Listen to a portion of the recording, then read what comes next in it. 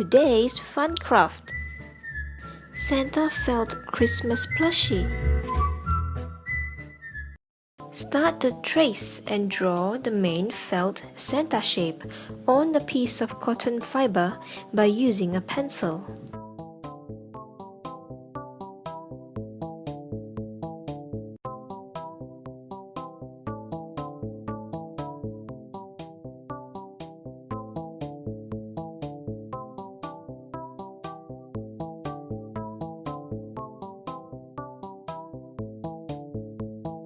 Use the scissors to cut out the shape.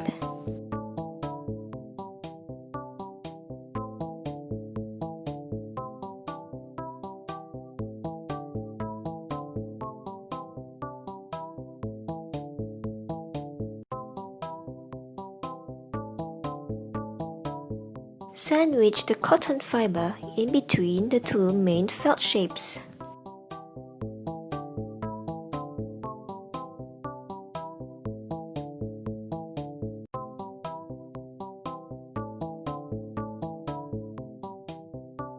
Insert thread through the child-safe needle.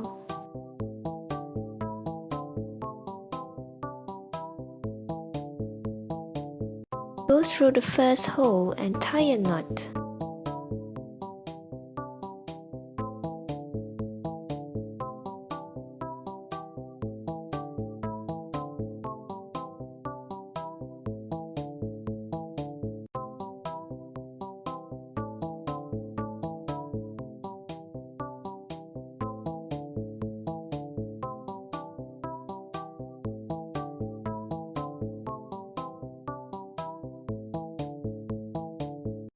Begin your sewing fun!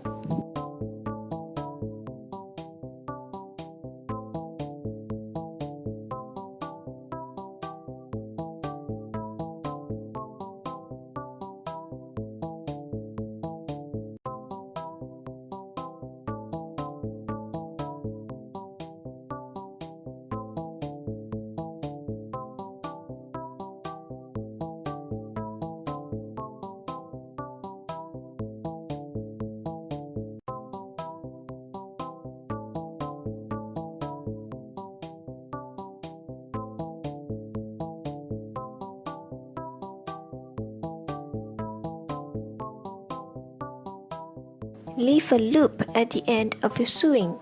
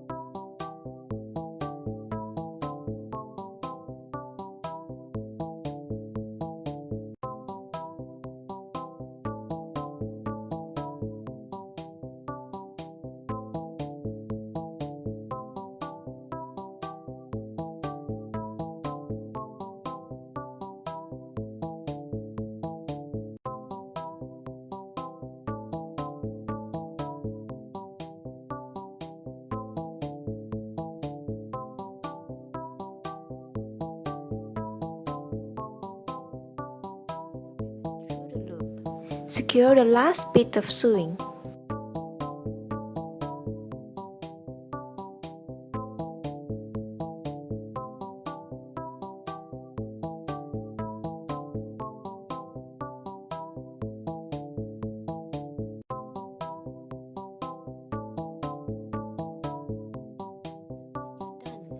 Trim any excess.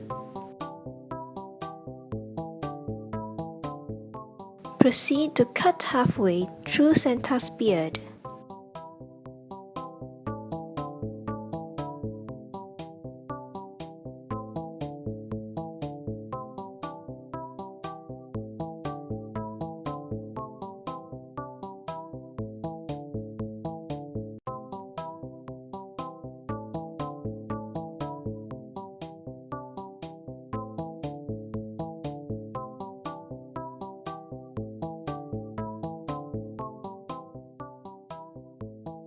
Arrange and stick the remaining felt stickers and Santa's wiggly eyes.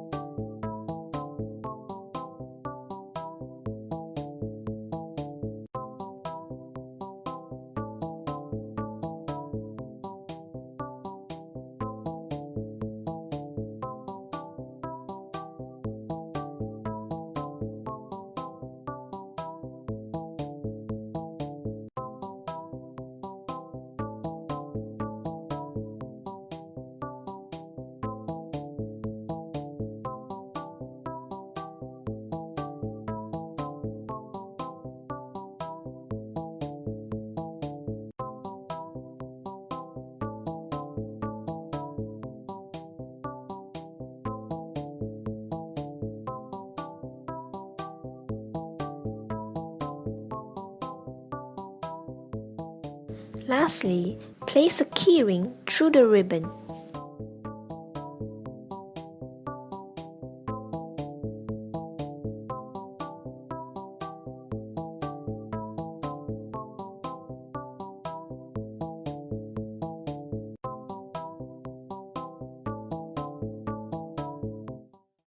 Done! Your very own Christmas felt plushie. Enjoy creating 4 more Christmas felt designs. The Christmas tree, Rudolph the reindeer, Frosty the snowman, and Skipper the penguin. Thanks for viewing. You can go to zenart.com for more fun crafts like this. Until next time, bye!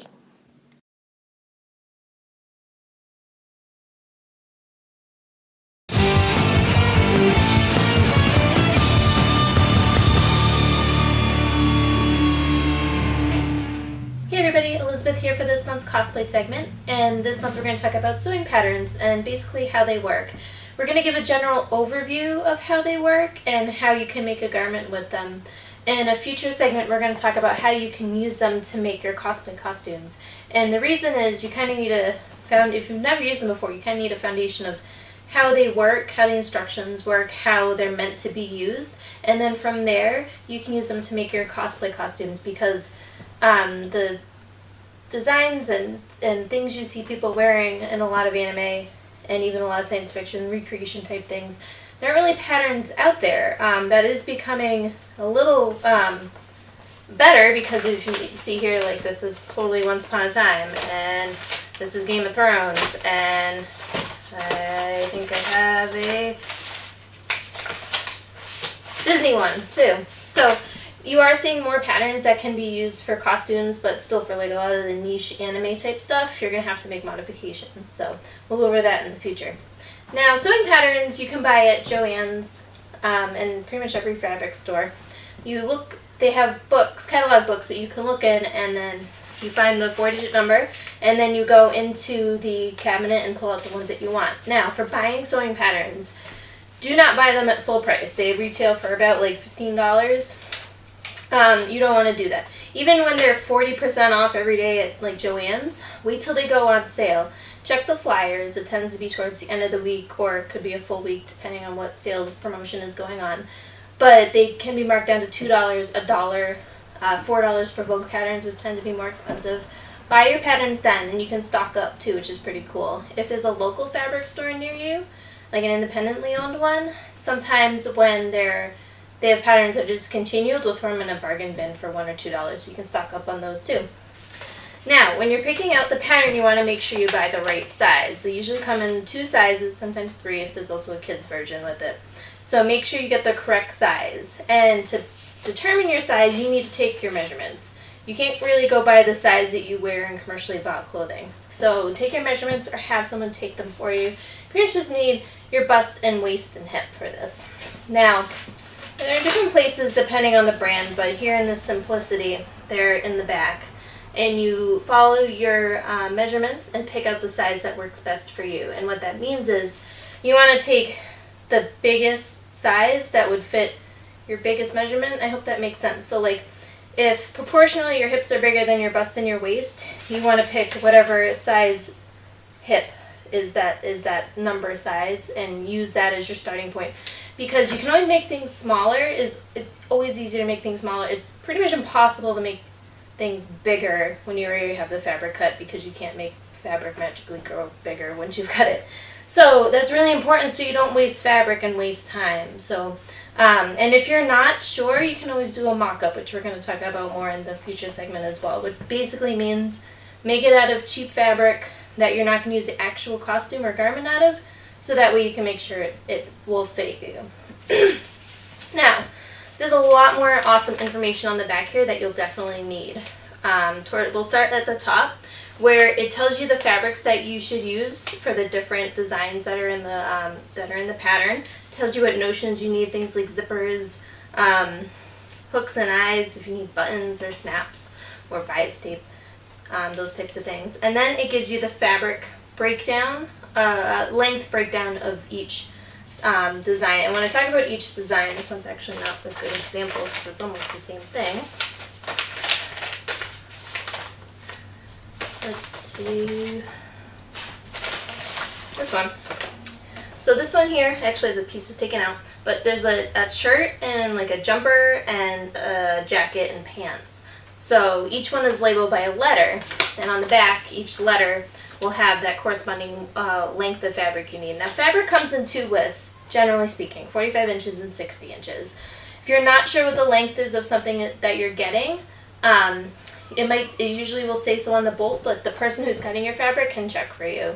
Sometimes there's things in between, like sometimes you see 54 inches or 58 inches, but most of the time it's 45 or 60 inches.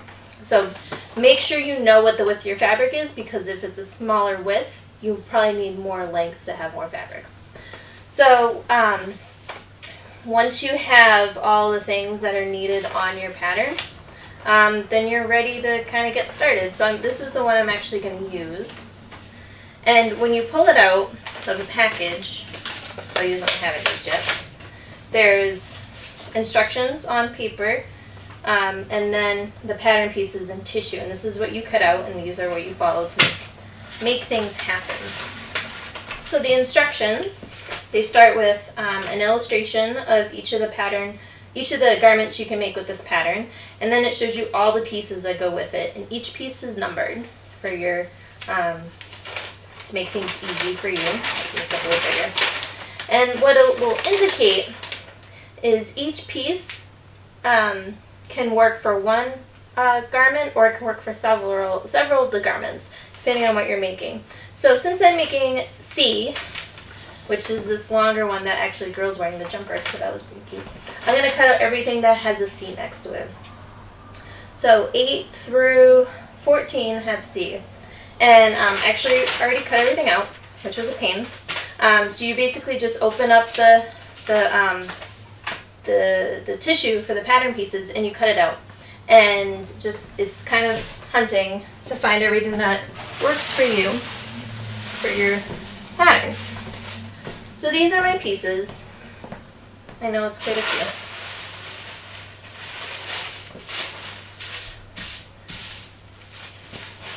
Now, you'll see here, so this is piece number 9. This arrow here means the grain line, and you want this to go along the grain line. There's also dots, which you should mark with some kind of pencil, something that you won't see very well. And then there's also these notches here. So the notches are the things that you use to match them up. So see this top notch on the seam? So this piece is the back. If I take out the front, see on the shoulder, this also has a notch, and that's where you match it up when you're pinning so you can sew it together. There's also a notch on the side here and the side here, and that's where you match it up. And then also on here, there's a notch on the waist on the front, which you would match up with the skirt while you're putting it together. So that's what those are. You can also see the illustration for the dart. What I usually do is I kind of make a marking where each of these dots are, and then I'll draw a little line on the wrong side so I can see where I'll be sewing the dart. Here on 8, you can see here it says center fold. You want to line this up along the center folds, because basically what you're doing is you're cutting everything on the fold of the fabric. So what I'm going to do is, I don't know why I'm doing this, I should explain this here. In your guide, they have a layout for how you lay out the fabric, so you can use as little fabric as possible. You don't have to follow it if you don't want to, but it does help you use fabric appropriately. So I'm going to start here with this jumper.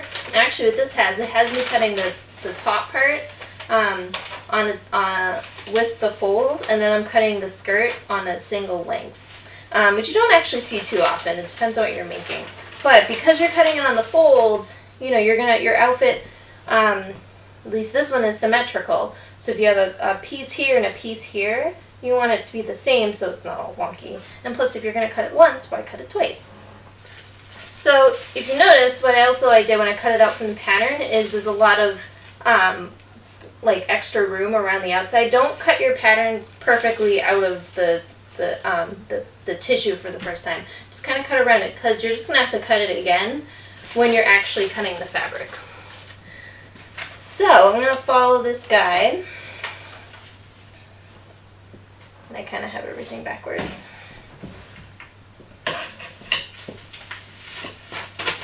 Just going to flip my fabric around so my fold is facing me. Let's put those on the ground for now.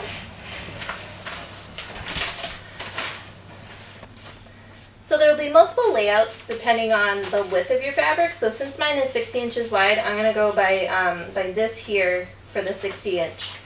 And I have my 8 here, and then my 9 here,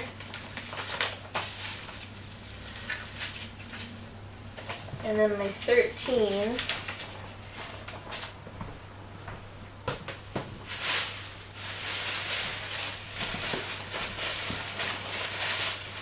right here.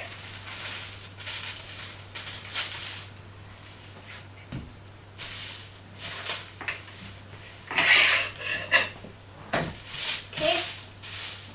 And then the next step is to pin them in place. And when I pin them, I like to start with the corners. And then as I go, I just smooth it out to make sure that it doesn't get all bunchy, because if it gets all bunchy, then it won't be cut out correctly, and then it won't come together correctly, and of course you don't want that.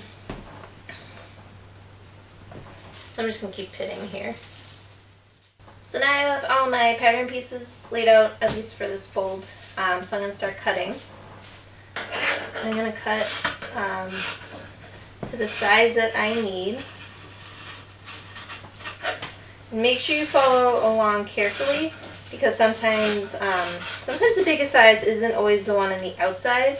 It just kind of depends on how the pattern is laid out. So just watch your numbers and cut out the correct size. Okay, so my pattern pieces are all cut out. The next thing I'm going to do is I'm going to start marking it. For the notches, I like to just make a little snip with my scissors. So the notches here, I have 1. Sometimes there's 1, sometimes there's 2, and sometimes there's 3. And usually what that means is the 1 is in the front. So if you have something that has seams here and then seams similarly in the back, the 1s will be the 1 will be in the one in the front, and then the 2s will be the side seam, and then I think usually they have 1s again in the back, and then the back seam will be 3 a lot of the times if there's a back seam. So that's usually what those notches mean, and that's so you can, you won't match up a 1 to a 2. You also see that with sleeves. The notch for the sleeve for the front of the sleeves in the front, and then the 2 notches is in the back.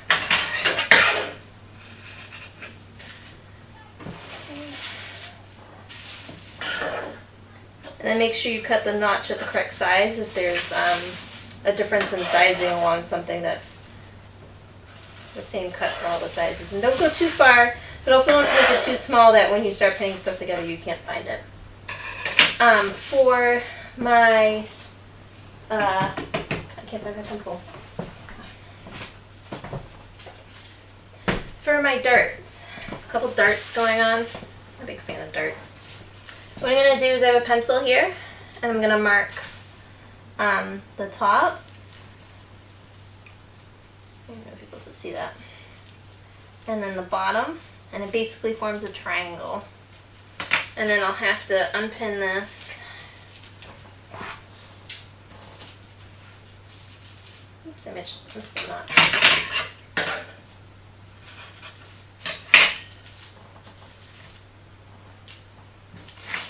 And I'll flip it over. And you want this to be upside down. If it wasn't already, sometimes you have to cut pieces upside down according if you're following the instructions they have. And then I'm going to just mark them again. Okay. And then I'm just going to draw a light line like that. I forgot to mention when you're cutting fabric, you want to do it from the wrong side. So the right side will be on the inside, so that way if you do have to make markings, that wrong side is already there for you to work on. So at this point, my next step would be to cut out the rest of my pattern pieces, but you don't need to see that because it's boring. So once all my pieces are cut out, I'm going to start following the instructions. So the instructions starts with A, which is the top, which I'm not making, and then the P is the pants, which I'm not making. So I'm going to find C. So C starts here on page 3. And you just follow the instructions. And they'll also have helpful tips in here as well for sewing. It tells you what the green line is, and then what the, when you're sewing, the special things you need to do in place, how to make adjustments if needed. And it gives you instructions for cutting and special sewing notes. When you're looking at these, generally the wrong side is the shapes that are not filled in all the way, and then the shapes that are filled in are the right side. So make sure you're paying attention to that for your instructions. So what I'm going to do is just follow this along here as I make my garment. So it starts with the top that I do stay stitching and then put in the darts. Sew that together, and then the skirt is sewn together separately with the pockets. And then you put it together in the end, following the instructions. It's kind of boring to put together by video, so as I make this, I'm going to take pictures and put it on our website so you can check it out. But that's a basic overview of how sewing patterns work. If there's a specific costume you want to make and want to use patterns for but aren't sure where to start, let us know and I'll look into it, and we'll cover that in our next segment when we talk about how you can use these sewing patterns to help make your cosplay costumes. So you can send those to podcast at AnimeCons TV, or let us know on Twitter or Facebook. These links are here. And if you have any cosplay questions, let us know, and we'd be happy to answer them for you. See you next time.